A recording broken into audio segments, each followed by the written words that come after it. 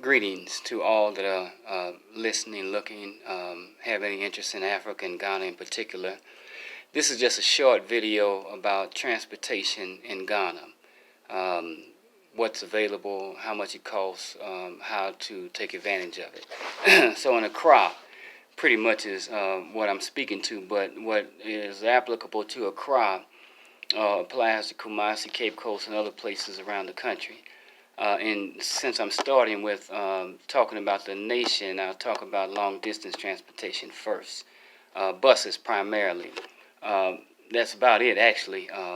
And cars, of course, you can charter a taxi to take you anywhere in the country. But buses are primarily how people get around inside the nation. One of the main bus companies is called VIP, Big Red Bus. They have locations scattered around the capital and in other cities too. They don't pick up just from one location. It depends on your destination. And all you have to do is ask anybody, really, taxi driver or people that you know and meet, where does the VIP bus leave from in Accra going to Cape Coast. They have a station at Circle, Kwame Nkrumah Circle. They had a major station.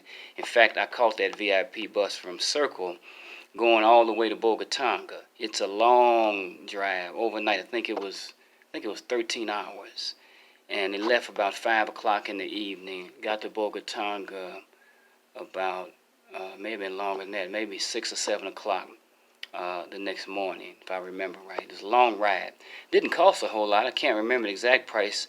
I don't think it was over $20. It might have been $15, and that's a long trip. That's about as long of a trip as you'll take in Ghana. They may have different departure points if you're going to Cape Coast. If you're going to Kumasi, they may have different departure points inside of Accra. But the VIP bus, Chinese owned, it is, yes it is, Chinese owned. The local state-run company, oh, let me tell you this about VIP, they don't have a certain departure time going to any destination. They leave when the bus gets filled up, like the tros that I'll get to in a few minutes. When the bus is full, that's when they leave. Then another bus pulls in. When that's full, it leaves. Another bus pulls in, and they roll pretty much probably 24/7. Or it seems like it anyway. The other bus company is the STC bus, state-owned. That was the first bus I ever rode in Ghana in 2003. I would ride it between Cape Coast and Accra. They don't leave when the bus is full. They leave on a schedule. And the prices are probably similar. They may be a little cheaper. And for what I haven't ridden it in years, but what I've learned is that the STC state-owned company have gotten a fleet of new buses, so it's probably pretty comfortable, and it's a good option. So if you're looking at a schedule, get there ahead of time by a ticket, maybe a day in advance. Or if you don't get a day in advance, get there at least a couple of hours ahead of time just to make sure you have a ticket.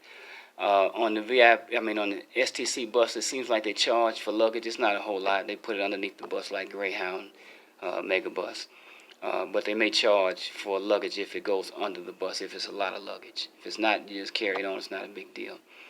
So the STC buses go to Takoradi, Cape Coast. They go all over the country. Wherever you're going, you can go on an STC bus just like a VIP. Those are the main long-distance modes of transportation. Getting around in the city. Most people ride what we call tros. Tros are vans, built originally to hold maybe 11, and they put extra seats in, and it holds 15 to 22. The big ones hold 22. Smaller ones anywhere from 11 to 15. They all have extra seats that have been incorporated into the design by the owners, transport industry, and they put as many in there as they can. And they have tro motor parks scattered around. You can go to the motor park, the main ones, the big ones, and you can get those across country also. Anywhere you want to go, you can go across country. The Trojo is cheaper.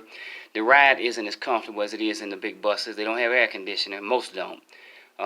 It's hot and it's crowded. Mostly they're used for intercity, I guess inner-city. When you're moving around the metropolitan area, a lot of times people catch Trojos. The prices are anywhere from 25 cents on up.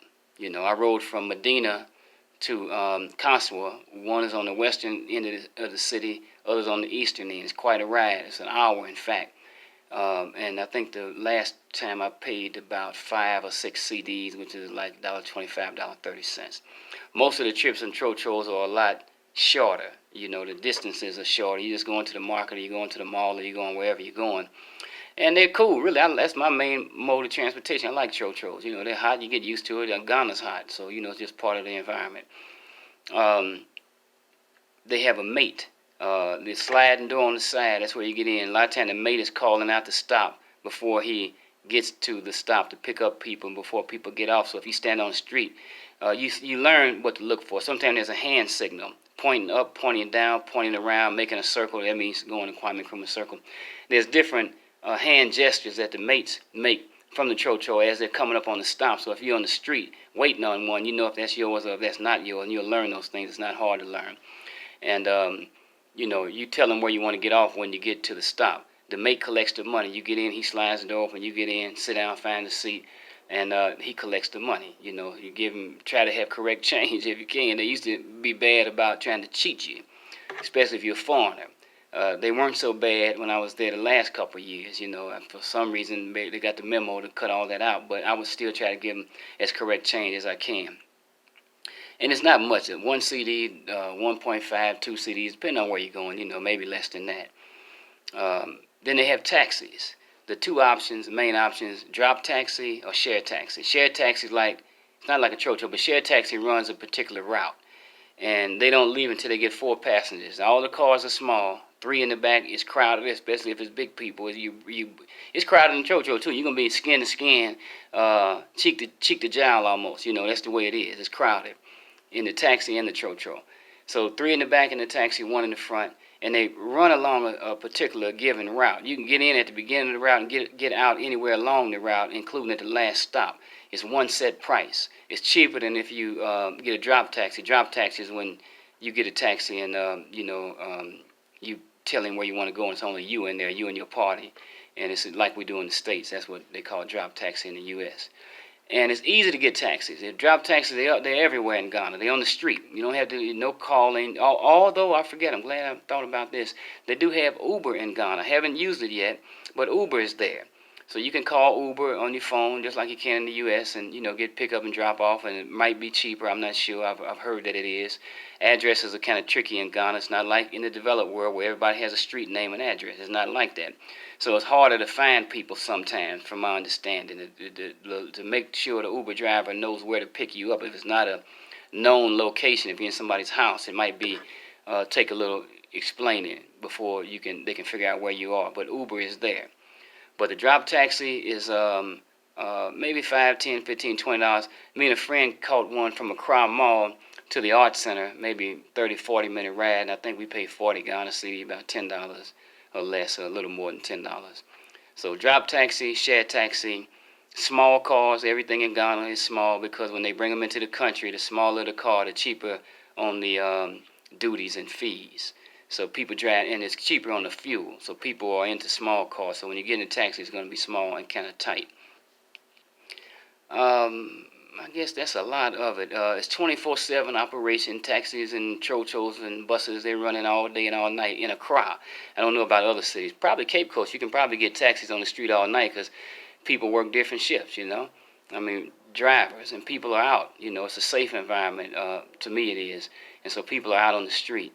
Moving and doing different things, and transportation is out on the street, and it's available.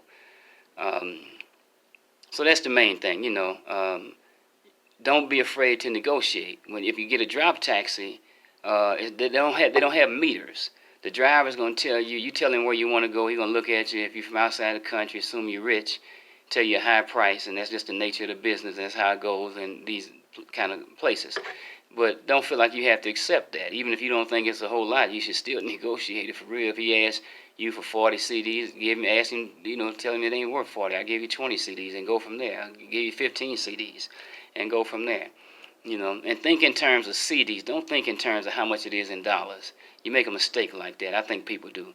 Sometimes they feel real proud of the fact that they got dollars and pounds and marks and this foreign, European and American money. And they're kind of proud of the fact that it's worth so much more than the CD is, and this kind of stuff.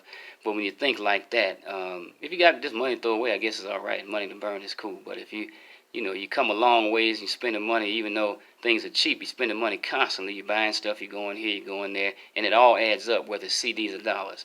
And you would be better off thinking in terms of CDs when you making deals and purchases and doing your business in Ghana. Don't think what it is in dollars. I mean, you have to think that, figure out what the deal is, but get in the habit of thinking CDs and get in the mind of bargaining and negotiating, because that's the culture. It's expected. You're not gonna be looked at like a kangaroo or odd or something. This is what people do in Ghana and a lot of places in the world. Not only Ghana.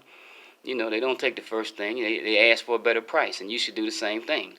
Okay, so that's what I want to say about transportation. That's what I can think to say about transportation, negotiating, tros,